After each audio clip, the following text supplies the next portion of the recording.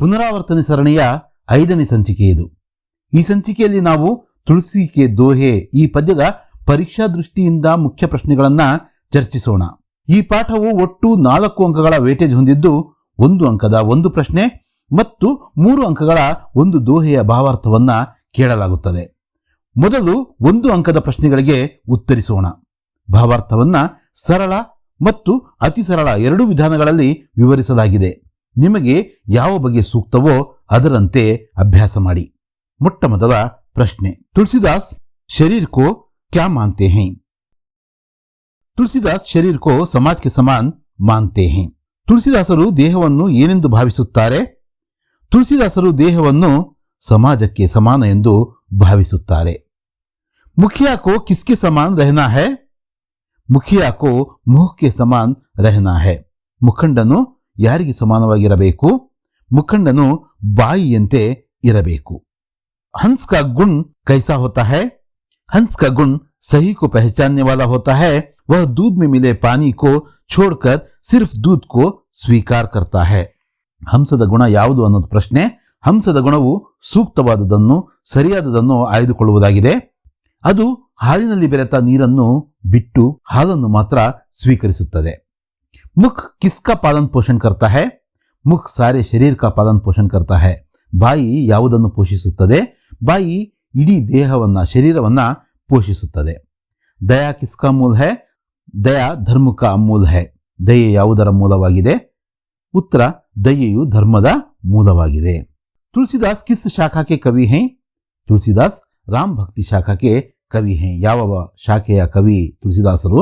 ತುಳಸಿದಾಸರು ರಾಮ್ ಭಕ್ತಿ ಶಾಖೆಯ ಅಥವಾ ಪಂಥದ ಕವಿಗಳು.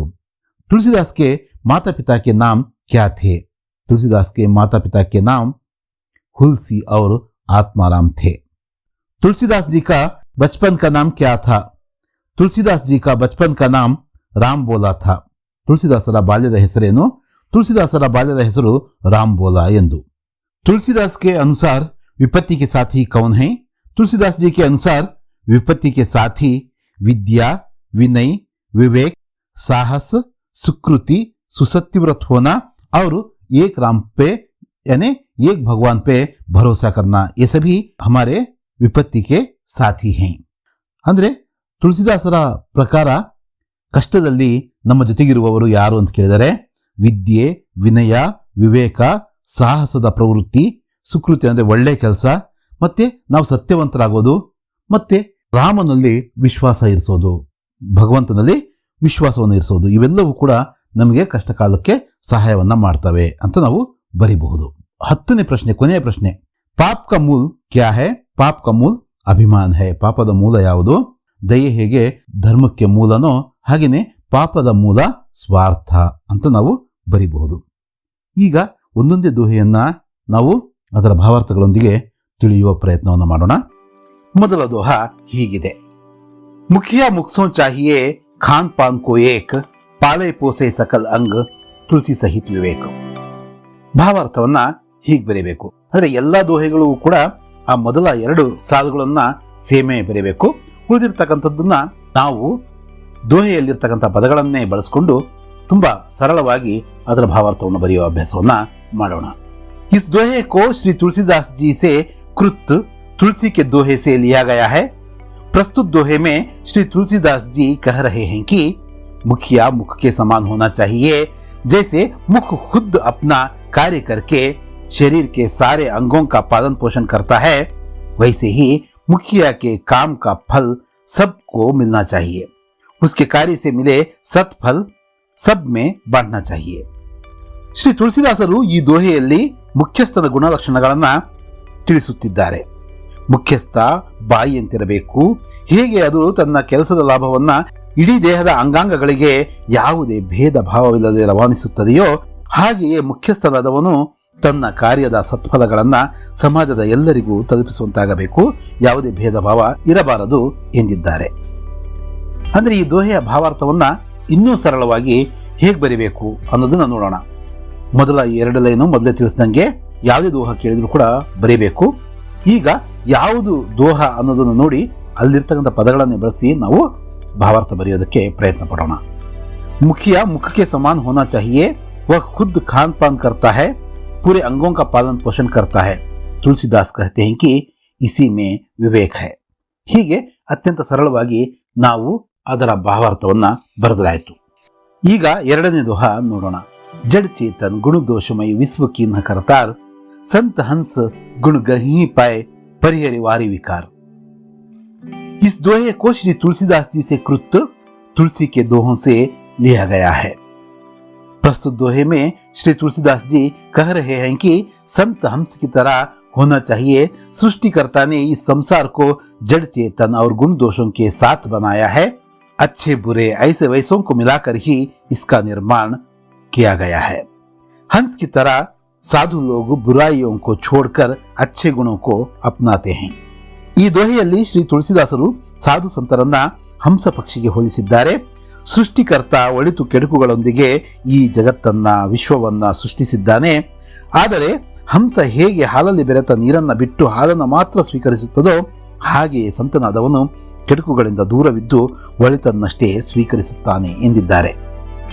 ಇಷ್ಟನ್ನ ಬರೆದಾದ ಮೇಲೆ ದೋಹೆಯಲ್ಲಿರುವ ಪದಗಳನ್ನೇ ಬಳಸಿ ಭಾವಾರ್ಥವನ್ನು ಬರೆಯೋಣ. जड़ चेतन गुण दोषों के साथ कर्ता ने विश्व को बनाया है. हम स्वरूपी संत विकारों को छोड़कर अच्छे गुण अपनाते हैं. ಕನಿಷ್ಠ ಇಷ್ಟನ್ನಂತೂ ನಾವು ಬರೆಯೋ ಅಭ್ಯಾಸ ಮಾಡಲೇಬೇಕು. ಮೂರನೇ ದೋಹೆಯನ್ನ ನೋಡೋಣ. दया धर्म का मूल है, पाप मूल अभिमान, तुलसी दयाना छांडिए जब लग घट में प्राण. ತುಂಬಾ ಸರಳವಾದಂತಹ दोहा ಇದು. ಏನು ಭಾವಾರ್ಥ ಹೇಗೆ ಬರೀಬೇಕು? इस दोहे को श्री तुलसीदास जी से कृत तुलसी के दोहे से लिया गया है. प्रस्तुत दोहे में श्री तुलसीदास कह रहे हैं कि इष्टन बरदाद मेरे दया धर्म का मूल है और इसके विपरीत अहंकार समस्त पापों का जड़ है. मनुष्य को दया कभी नहीं छोड़नी चाहिए, अर्थात अंत तक दयालु बनकर रहना चाहिए. ಕನ್ನಡದಲ್ಲಿ ನಾವು ಅರ್ಥವನ್ನ ನೋಡೋದಾದ್ರೆ ತುಳಸಿದಾಸರು ದಯೆಯನ್ನ ಧರ್ಮದ ಮೂಲವೆಂದು ಹಾಗೆಯೇ ಅಹಂಕಾರವನ್ನ ಪಾಪಕ್ಕೆ ಮೂಲವೆಂದು ತಿಳಿಸಿದ್ದಾರೆ.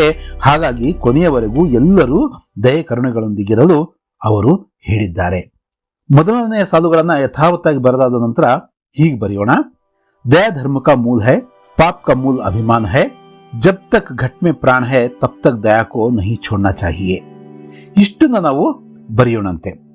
ನಾಲ್ಕನೇ ದೋಹಾ ನೋಡೋಣ. तुलसी साथी विपत्ति के विद्या विनय विवेक साहस सुकृति सुसत्य व्रत राम भरोसो एक.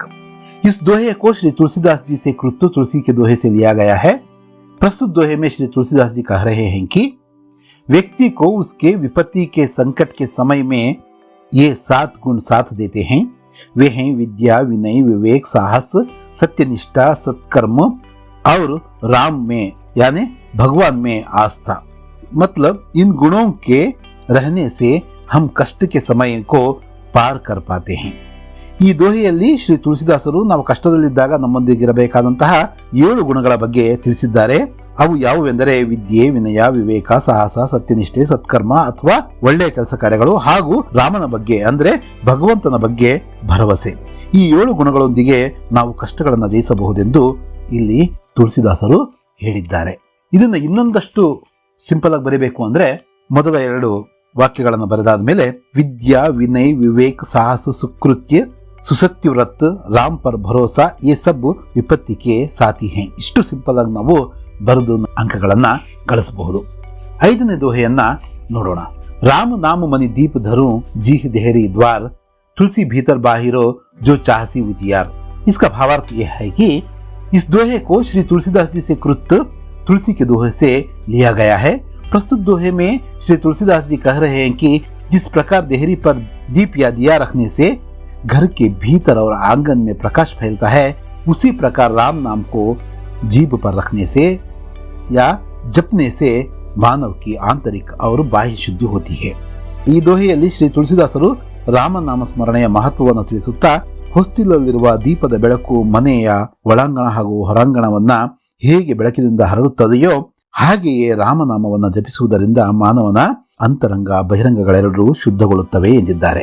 ಇದನ್ನ ಮತ್ತೆ ಸಿಂಪಲ್ ಆಗಿ ಬರೀಬೇಕು, ಮತ್ತೆ ಇನ್ನೂ ಸರಳವಾಗಿ ಬರೀಬೇಕು ಅಂದ್ರೆ दीप को देहरी पर रखने से जिस प्रकार घर के भीतर बाहर प्रकाश फैलता है, उसी प्रकार राम नाम को जपने से मानव भी भीतर और बाहर से शुद्ध होता है.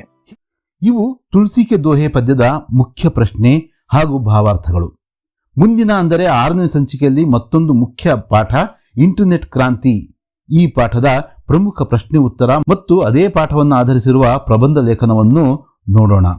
ನಮ್ಮ ಹಿಂದಿ ಕ್ಲಾಸ್ನ ಈ ಕೆಲಸವನ್ನ ಬೆಂಬಲಿಸಿ ತಪ್ಪದೆ ಲೈಕ್, ಶೇರ್, ಸಬ್ಸ್ಕ್ರೈಬ್ ಮಾಡಿ. ಮತ್ತೆ ಭೇಟಿಯಾಗೋಣ. ಧನ್ಯವಾದಗಳು.